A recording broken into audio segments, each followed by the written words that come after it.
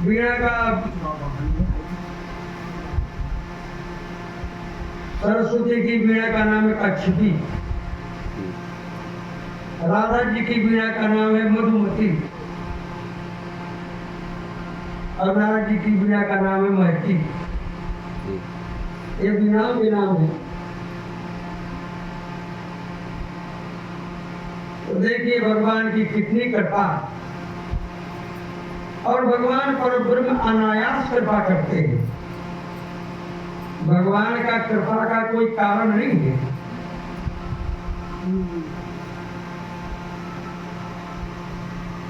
जो आवे पग एक, मैं दोनों पग 60। भगवान कहते हैं जो भक्त मेरे लिए एक पग आता है, मैं उसको चल करके 60 पग से लेता हूं। श्री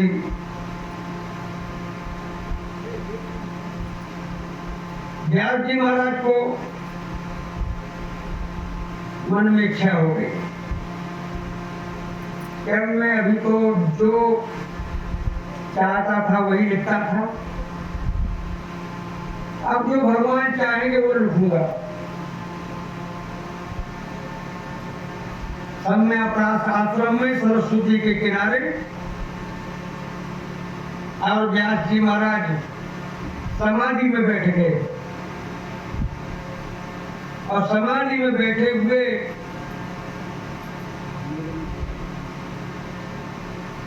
व्यास जी के महाराज में भगवान की इच्छा प्रकट हुई, और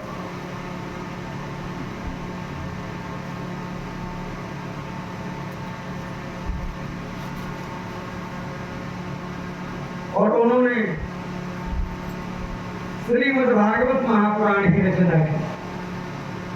उनके उद्गार हृदय से प्रकट हुई। अब भागवत पुराण को लिखा, 18,000 श्लोक, 12 स्कंद, 365 अध्याय। अब ये इसका लेखन तो हो गया, लेकिन इतनी विस्तृत संहिता है, अभी तो किसी योगी को ही पढ़ाया ही जाए, साधारण मनुष्य इसको पढ़ नहीं सकता। अब विचार किया कि मेरे पुत्र के बराबर तो कोई योगी नहीं है, जो कि जन्म लेते ही चला गया जंगल में, महात्मा बन गया जन्म लेते ही, इतना ब्रह्म का उसे ज्ञान था, लेकिन वो मिल कैसे सकता है? न जाने किस जंगल में तपस्या कर रहा है। अपने 2-4 शिष्य बुलाए, वो कहा भैया जंगल में जाओ और श्रीमद् भागवत के श्लोकों को सुनाना, शायद कहीं भी मेरा बालक सुखदेव होगा तो सुन करके तुम्हारे पास आ सकता है, और उनको मेरे पास किसी माध्यम से भेज देना। 2-4 श्लोक पढ़ाए श्री व्यास जी महाराज ने अपने शिष्यों को। अब शिष्य लोग गए जंगल में जाकर के उन श्लोकों का गान करने लगे। बरापीडं नटवरवपु कर्णयो कर्णकारं गद्गदवासः कनककवचं वैजयन्तीं च मालां रन्ध्रान् वेणोरसुधिया पूर्यनगोपवृन्दैः मिन्दारण्यं रमण स्वपदं प्रावसत् गीतकीर्तिः। जब श्लोक सुनाया, बड़ा पीडम नटवर बपू कर्णयो कर्णकार, भगवान ऐसे श्याम सुंदर है कि जो मोर मुकुट धारण करते हैं। नटवर बपू, नटियों के सामान खेल करते हैं, कर्णयो कर्णिकारम, अपने कानों में कनेर का पुष्प धारण करते हैं। पीतम वासा, कनक प्रतिशत, सोने के सामान पीतांबर धारण करते हैं। वैजयंती जमाराम, वैजयंती माला को धारण करते हैं। रंधान वेणु हृदय सुधिया,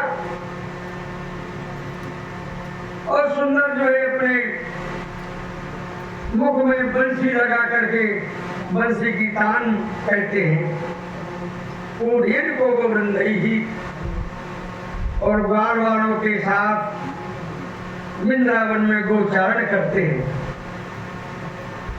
जब ये श्लोक सुना श्री सुखदेव जी महाराज ने, भैया ये बड़ी दिव्य झांकी है, इस झांकी का तो दर्शन करना चाहिए। अब मन में समाधि समाप्त हो गई, भगवान का दर्शन हृदय में आ गया। कैसे भगवान का दर्शन करना चाहिए, लेकिन अब मन में विचार किया श्री सुखदेव जी महाराज ने, देखिए यदि कोई देखने में सुंदर हो तो ये नहीं कहा जा सकता है कि इसका मन भी सुंदर है। देखने में तो सुंदर है, लेकिन उसके विचार कैसे, तो विचार अलग होते हैं और सुंदरता अलग होती है। सुंदर तो ठीक है, लेकिन उनके विचार कैसे हैं। दूसरा एक श्लोक एक शिष्य ने सुना, अहो बकी स्तन कालकूटम जिगासया याद्यपाल साध्वी लेवे गतिं धातुच्युतं ततोऽन्यं कं बाधयारुं शरणं व्रजेमो। इस श्लोक सुनाया, हो बकी स्तन कालकूटम जिगासया आयदत् साध्वी। अहो बकी, बकासुर की जो बहन पूतना, जो भगवान को मारने के लिए अपने स्तनों में जहर लगा के आई। और बताइए, जिघास है राक्षसी,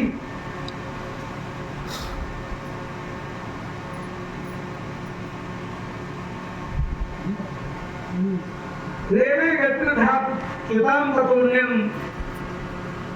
कं वा दयालुं शरणं व्रजेमो। अरे जिन उन भगवान पर ब्रह्म श्री कृष्णचंद्र जी ने उस राक्षसी को ऐसी गति दी जो माता को दी जाती है। कं वा दयालुं शरणं व्रजेमो, बताइए ऐसे दयालु की शरण छोड़ करके इसकी शरण में जाए। कितने दयालु है, जो मारने आई उसको माता की गति दी उन भगवान से। अब सुखदेव जी महाराज के मन में विचार आया कि देखिए, स्वरूप भी सुंदर है और स्वभाव भी सुंदर है, दोनों चीज। अब तो जरूर इनसे मिलना चाहिए। समाधि छूट गई, आकर के देखा, भैया तुम कौन हो। तुमने भगवान की बड़ी प्रशंसा सुनाई, सुन करके हम मुग्ध हो गए। और सुनाओ भैया। उन शिष्यों ने कहा कि ठीक है, हमको भाई 2 श्लोक जानते हैं, हमने सुना दिए, लेकिन हमारे जो गुरुदेव हैं उनके पास 18,000 श्लोक, कम नहीं 18,000। तो पूरी संगीता सुनाएंगे आपको। चलिए गुरुदेव के पास। सुखदेव जी जो योगी थे, सुखदेव जी को लेकर के और व्यास जी के महाराज के पास पहुंचाए। व्यास जी बड़े प्रसन्न हुए कि हमारा पुत्र आ गया।